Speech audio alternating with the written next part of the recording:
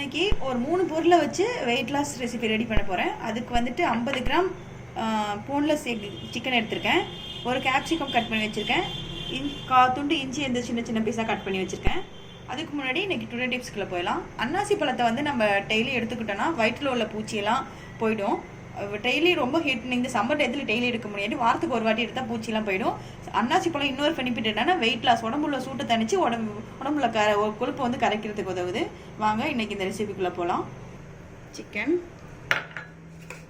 Capsicum, இஞ்சி, இது மூணையும் தண்ணி ஊற்றி வேக வைக்க போகிறேன். இது ஈக்குவல் ஆகிற அளவு தண்ணி போதும். ஏன்னா அந்த தண்ணியை நம்ம ஃபில்டர் பண்ணக்கூடாது. ஃபில்டர் பண்ணிட்டோன்னா இதில் உள்ள சத்தெல்லாம் வெளியில் போயிடும். இதை அப்படியே வேக வச்சு ஈக்குவலாக வச்சு அதை ட்ரை ஆகிற மாதிரி வேக விடணும். கொஞ்சமாக சால்ட் சேர்த்து வேக விடலாம். இது ஒரு 7 மினிட்ஸ் நல்லா குக் ஆகட்டும். ஏன்னா சிக்கனும் ரொம்ப ஈஸியாக வெந்துடும், கேப்சிகமும் சீக்கிரம் வந்துடக்கூடியது தான்.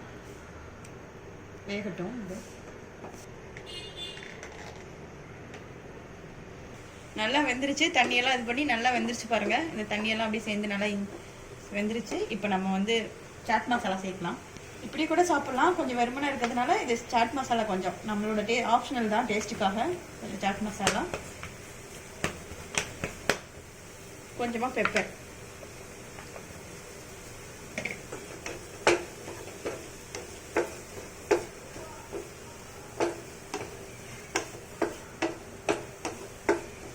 ரெடி ஆயிடுச்சு வெயிட் லாஸ் ரெசிபி.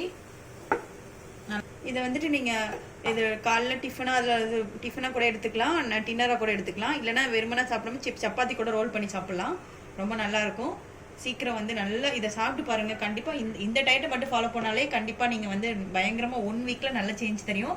ட்ரை பண்ணி பாருங்கள். ட்ரை பண்ணி பார்த்துட்டு கமெண்ட் பண்ணுங்கள். இந்த வீடியோ பிடிச்சிருந்தா லைக் பண்ணுங்கள், ஷேர் பண்ணுங்கள். அயன் கிச்சன் சேனலுக்கு சப்ஸ்கிரைப் பண்ணுங்கள். தேங்க்ஸ் ஃபார் வாட்சிங்.